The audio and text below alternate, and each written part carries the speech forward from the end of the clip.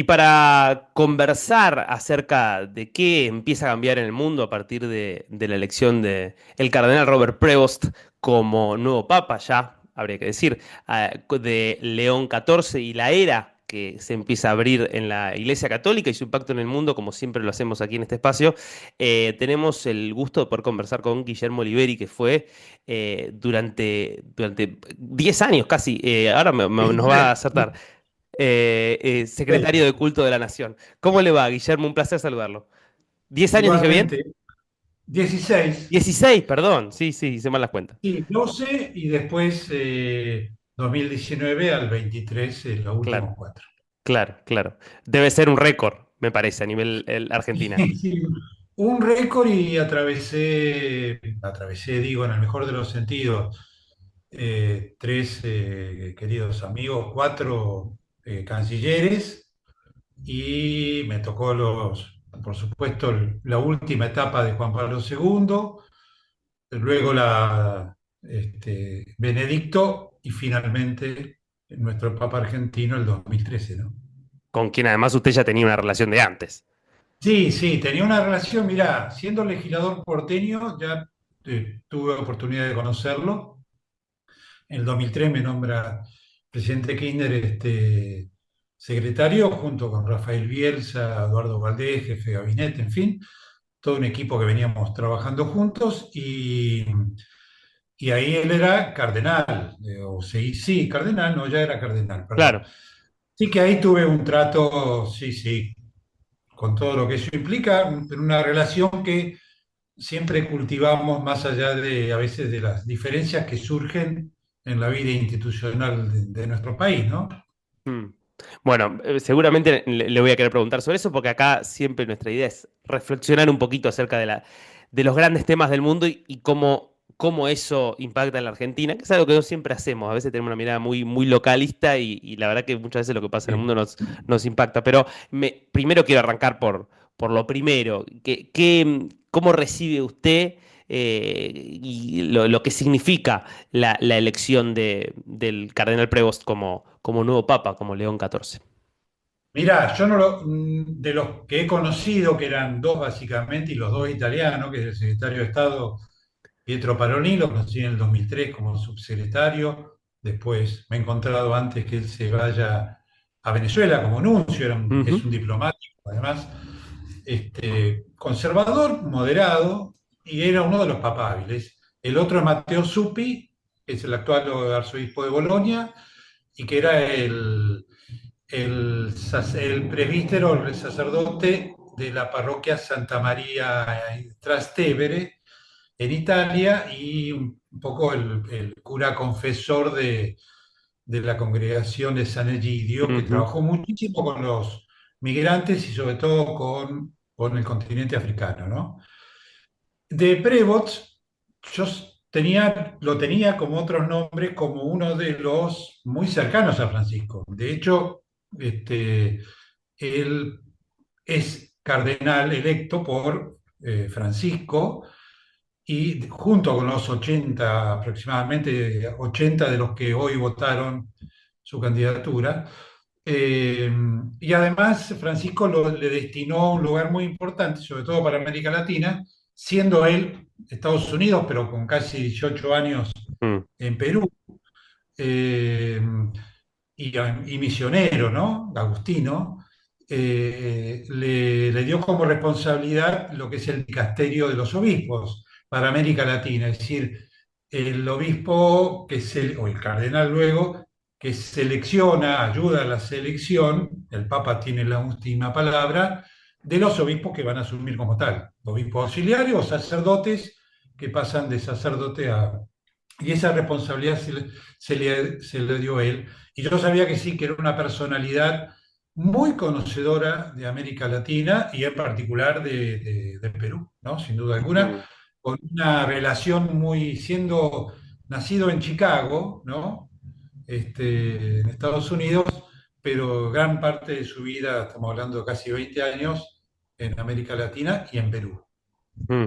Ahora, le comparto una lectura personal y me interesa mucho si usted ve algo parecido y pedirle que profundice si es así, y es la sensación de que con Francisco empieza un viraje dentro de la Iglesia Católica, una Iglesia Católica que me parece que hace, entre otras modificaciones, dos.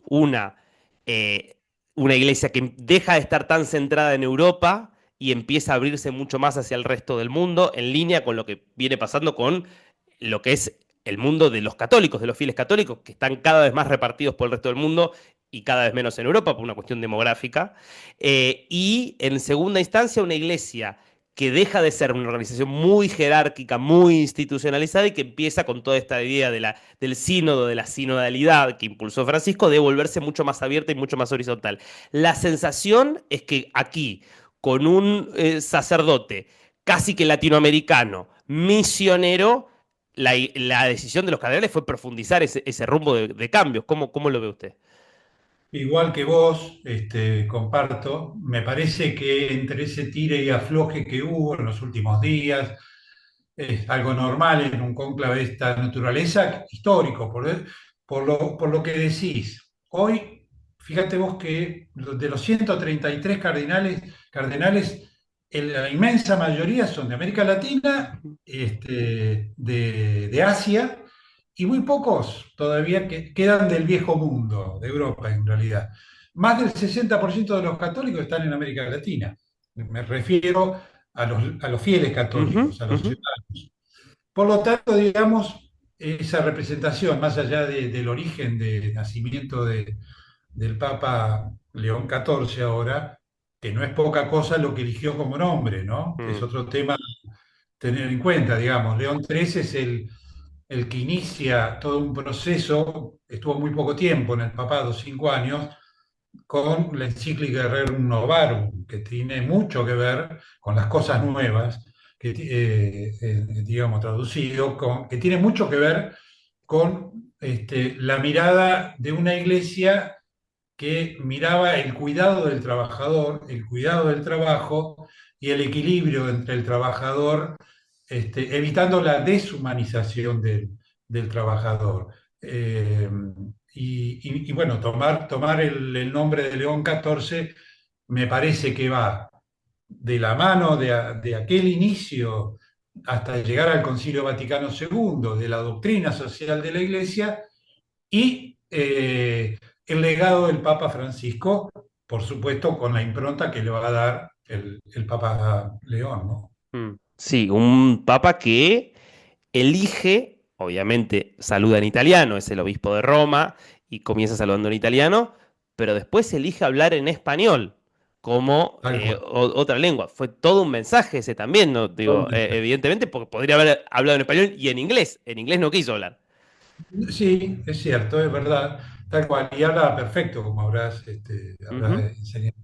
Sí, yo creo que es, a ver, digo, en los conciliábulos anteriores, las negociaciones, siempre Francisco tuvo, por supuesto, opiniones adversas, opositoras, dentro de la propia iglesia. Pero él, fíjate vos, que salvo cuestiones muy duras, como fue con el cardenal Cipriani, justamente de de Perú, Perú, sí. que le sacó de su investidura como tal, igual estuvo ahí no en el cónclave, porque no podía Porque ya entrar, tenía ni más de estuvo 80, claro.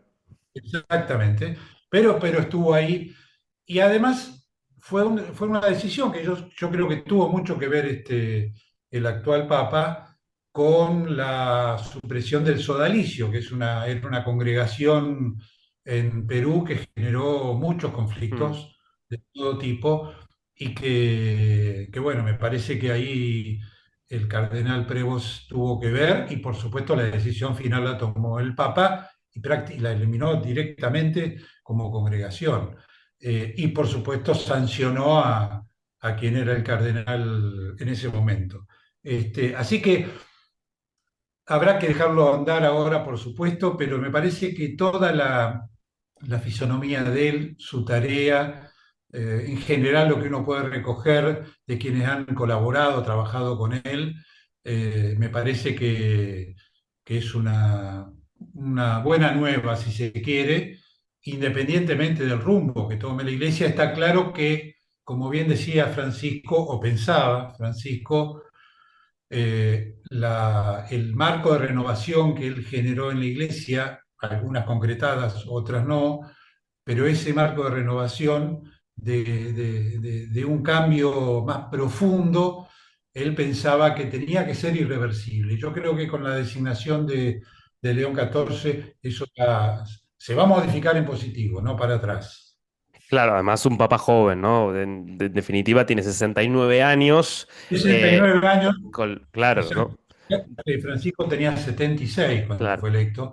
Y una de las cosas que hay que tener en cuenta también es que, que Francisco fue un precursor acá en Argentina, no el único, por supuesto hubo anteriores, pero él le dio mucho y después lo trasladó al ámbito internacional, cuando fue papa, del diálogo interreligioso, Mm. del diálogo entre las religiones, entre los líderes, y es una muestra, digamos, de ese acercamiento. ¿Vos te acordás la foto con el rabino Abraham Skorka, Escorca y en el muro de los Omar, lamentos, ¿no? Sí. el muro, después en Irak, después con el mufti de Egipto, en fin, dio muestras muy, muy importantes. Y el otro punto, que también lo enlaza con el Papa, con León XIV, es la obsesión de Francisco, y la tenía también León XIII, por la búsqueda de la paz en el mundo, ¿no? Mm. En un mundo que él decía el mundo de una guerra mundial por partes. Y yo creo que esa buena obsesión, me parece que en el caso de León XIV, siguiendo el precedente, me parece que va a continuar de la misma manera, digamos. Un Vaticano que también esté muy cerca de esos conflictos, poniendo lo mejor de sí, sobre todo la diplomacia, para evitar los más conflictos de los que ya tenemos y tratar de cerrar lo que están. Está bueno este tema que introduce porque es una de las cuestiones centrales y es una de las razones por las cuales el Papa es mucho más que el jefe de la Iglesia Católica y en todo caso el líder espiritual de 1.400 millones de personas, porque ese mismo rol le da un lugar de mucha centralidad en la discusión global. Francisco, sin dudas, trató de mediar en muchos conflictos muy tremendos que atravesaron al mundo en sus 12 años de pontificado. La sensación es que muchas de esas mediaciones tuvieron buena voluntad, pero por ahí no tuvieron todo el efecto que se esperaba. Uno lo puede ver en el caso de Ucrania, lo puede ver en el caso de Israel, incluso en América Latina, con Nicaragua, con Venezuela. Y de hecho, digo, Francisco termina, por lo menos de muchos sectores, recibiendo críticas por esas mediaciones. Para pensar también en los desafíos que tiene León XIV, ¿qué balance hace usted de lo que fue la participación de Francisco en esos intentos de mediación, de los resultados que obtuvo? Mira, yo he hablado con él de eso porque a mí me interesaba y me parecía que él estaba cumpliendo la iglesia, ¿no? En particular, pero él, digamos, eh, introduciendo, digamos, una situación y poniendo a la iglesia, sí, vos podés decir en riesgo. Bueno, eh, si nos remontamos a nuestros episodios con Chile, la iglesia Juan Pablo II ahí lo manda a Fue Zamoré, fundamental. lo que fue positiva. Él, fíjate vos que en la guerra Rusia-Ucrania, que él tenía su visión particular al respecto, pero él envía a uno de los hombres justamente de lo que yo nombré, que le confiaba mucho en el poder de negociación y conocedor, que era Mateo Zuppi. Ujú. Pero finalmente no prosperó. Ahora, tampoco, digamos, cesó en la posibilidad de que esa situación se modificase. Mateo Zuppi había estado años atrás como mediador cuando la organización vasca ETA entrega las armas. Mm. Así que fíjate vos que la diplomacia vaticana tiene eso, va generando por ahí procesos muy lentos, pero finalmente confiables, en la medida de que vos sabés que hay un interlocutor. Y otro, bueno, el peso moral de la figura de Francisco, digamos, no estaba involucrado en distintos sectores como pudo haber estado cualquier otro papa en otro contexto histórico. Me parece que tenía las manos libres para eso y era respetado, digamos, más allá de la posición que tomase, era respetado. Y me parece que hoy esos conflictos que están todavía en la superficie, bueno, puede ser que ojalá sea la política el que lo termine resolviendo como corresponde, si los líderes políticos se pongan de acuerdo, pero no descartemos que la intervención del Papa León XIV pueda también ayudar, como también lo hizo, lo intentó hacer, vos lo decías, en Nicaragua y en Venezuela también, de Mm. hecho, ¿no? Yo creo que nunca, la base de eso fue nunca cortar el diálogo, siempre tener algún tipo de línea de diálogo abierta para justamente no generar un proceso que se vuelva en contra absolutamente. De hecho, el cardenal Parolín, secretario de Estado, al menos hasta ahora, fue mucho tiempo nuncio en Venezuela, en Mm. Caracas, así que, digamos, conocedor sin duda de la problemática del país de Venezuela. Y Guillermo, pensando para la Argentina, em, evidentemente fue muy particular. Yo creo que todavía no terminamos de tomar dimensión de lo que significó haber tenido un papa argentino, digamos, en términos de la anomalía histórica que supone que haya habido un argentino papa, que haya sido el primer americano, que haya sido el primero no europeo en siglos. Y está claro que por el perfil de Francisco, por las propias dinámicas de las disputas políticas internas en la Argentina, hubo una relación ahí problemática, coronada además por el hecho de que no visitó el país, habiendo visitado muchos países latinoamericanos. ¿Qué cambia ahora, digamos, que ya no está Francisco, que hay alguien que conoce la región, pero que no es argentino? Bueno, por lo menos la situación de grieta que nosotros vivimos acá y que me parece que en gran medida, al no poderse resolver desde la política correctamente, para que Francisco pudiese haber venido y visitado, ojo, a toda la Argentina, porque en realidad Francisco tenía interlocutores no solo con los católicos, sino con la comunidad judía, musulmanes, evangélicos, etcétera. Entonces, digo, haberlo podido recibir, y me parece que ahí fallamos en términos, cada uno se hace cargo, digo, pero fallamos en el sentido como sociedad de no haber interpretado la necesidad de generar condiciones para que él vuelva y no tironear de un lado si era más cercano o del otro si era más cercano al otro. Eso va a cambiar, porque el cardenal, perdón, por el Papa León no es argentino, si viene, tiene una mirada latinoamericana y conoce la Argentina, no está involucrado en las cuestiones cotidianas Mm. que están metidos los argentinos y en la cual Bergoglio conocía perfectamente porque era un porteño, ¿no? De Flores, que caminaba, que andaba a la calle de la ciudad de Buenos Aires, que le gustaba el tango, etcétera, digamos. Y también que tenía opinión política, porque era un hombre, como muy pocas veces, digamos, he podido apreciar, que tenía una mirada política, sin Mm. duda alguna. No hay que decir, ¿era un pastor? Sí, era un pastor, obvio. Pero además de eso, tenía una mirada sobre el mundo. De hecho hizo tres encíclicas básicas donde critica la economía, la sociedad, etcétera, ¿no? Me parece que eso va a cambiar. Primero, vamos a sentir un vacío, porque la ausencia de él se va a Uh, notar. Son 12 años, ¿no? Y luego creo que sí que va a ser una cosa, no va a ser un peregrinaje y donde vamos a escuchar un día, che, mirá, me llamó el Papa, qué sé mm. yo, pasaba habitualmente, él hablaba con muchos argentinos y argentinas acá de distintas confesiones, digamos, hasta por amistad, ¿no? O con los curas villeros, en fin, los mismos obispos. Bueno, eso no va a estar, su figura se va a agrandar seguramente con el tiempo, pero vamos a sentir, digamos, su ausencia, no tengo dudas, ¿no? Y ahí, a ver, en su aproximación, en sus diálogos con Francisco, en su mirada, en lo que usted interpreta, ¿Usted cree que en algún punto pudo haberse ido Francisco con una sensación de cuenta pendiente por no haber visitado la Argentina o no era algo que le pesara?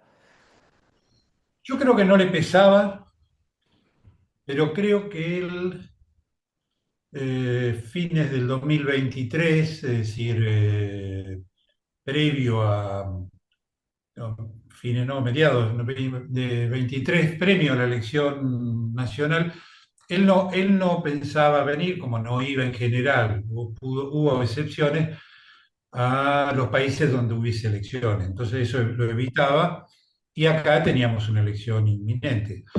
Me parece que él para el 24 él estaba un poquito más confiado en que podía viajar y creo que se lo decía a algunos, incluso colegas tuyos que le han hecho Mm, reportajes ya en Roma, este, pero no le terminó de cerrar esto que te decía hace un minuto, que es, él llegaba a la Argentina para dividir, no, para unir.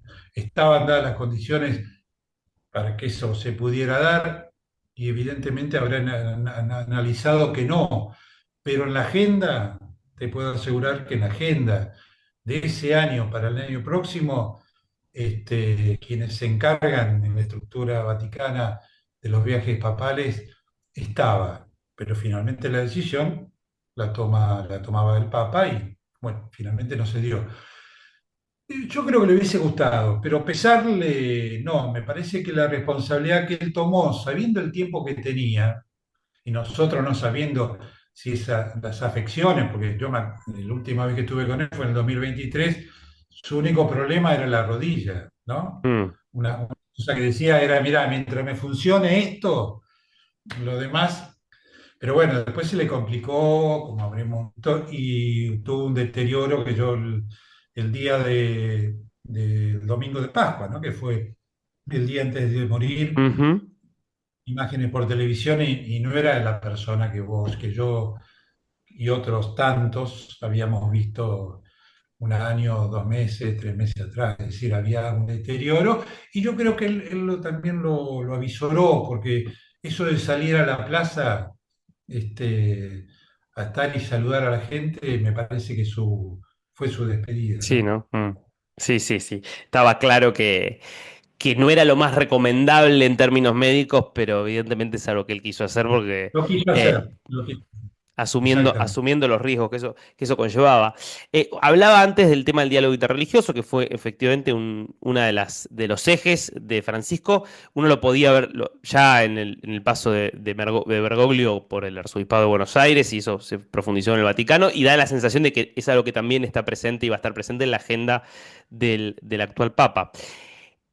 Ahí me interesa mucho su visión. La sensación es que en el mundo estamos yendo a un mundo de más tensiones interreligiosas, estamos viendo cada vez más guerras religiosas. Digo, estamos en este momento viendo cómo India y Pakistán están prácticamente en guerra y hay un trasfondo que es religioso de esa guerra. Hay muchas otras cosas, pero hay un elemento religioso sin duda que tiene que ver con que hay un país islámico, con que hay un país hinduista, que es un poco la raíz de de que lo que era un territorio común hasta el 47 se divide. Digo, esto por solo citar un ejemplo. ¿Cómo se ve eso desde la Argentina? Porque la sensación es que en ese contexto de un mundo de mucha tensión interreligiosa, Argentina parece ser un poco un oasis, ¿no? No, sin duda, es un oasis.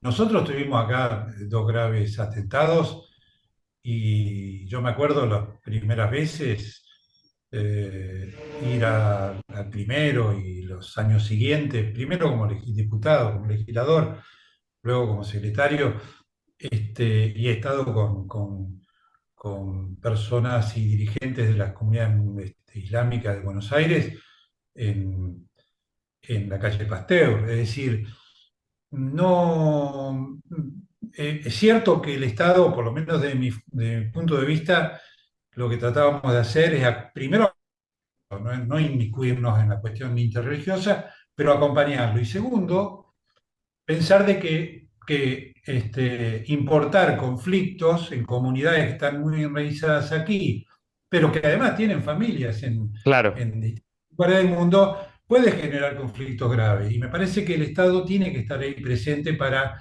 atemperar contemporizar, discutir. Y eso la dirigencia argentina, gracias a Dios, lo ha entendido. Mirá que han pasado distintos hombres y mujeres en las distintas comunidades y lo entendió perfectamente. En ese punto de vista tenemos que agradecerle de que hay una relación, la misma composición de nuestros abuelos y bisabuelos cuando llegaron al país, digamos, conviviendo.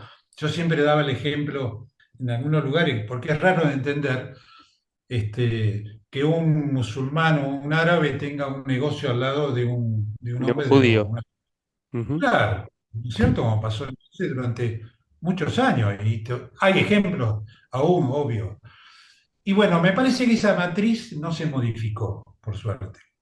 Pero está claro que cuando hay guerras tan complejas, profundas, en el mundo surgen lo que vos decís. Hoy tenés un país dividido, como fue dividido Pakistán y la India, y un marco de conflicto religioso que no sabemos hasta dónde puede escalar, ¿no?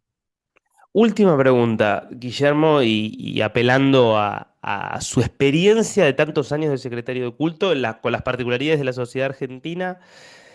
Y siguiendo con esto, si a usted le vienen a consultar de Europa, por ejemplo, donde estas tensiones religiosas se están viendo muchísimo, muchísimo, donde ha habido un aumento exponencial de los ataques antisemitas, donde también hay muchos rasgos de intolerancia contra contra las comunidades islámicas, digo, donde se están viendo esas tensiones, y le dicen, ¿cómo se puede encauzar esto? Usted, si tuviera que plantear una hoja de ruta, un plan de acción, medidas a tomar pensando en disminuir esas tensiones y acercar a las comunidades, ¿por dónde iríamos?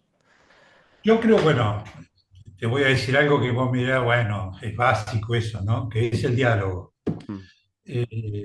Pero me parece que ahí el rol del Estado no es un rol que tenga una injerencia molesta. El rol del Estado es poner la casa a disposición, que es la casa común, digo, y los ámbitos del gobierno, en todo su, no solo en la Secretaría, en la Cancillería, donde fuere, poner a disposición, porque yo creo que uno, mira, pasó en algún momento con el conflicto en Azerbaiyán, Ujú. En con Artsaj, en Armenia. Nagorno-Karabaj, Exactamente. Y vos acá tenés una comunidad armenia muy grande, muy fuerte. cerca de 100 personas, ¿no es cierto?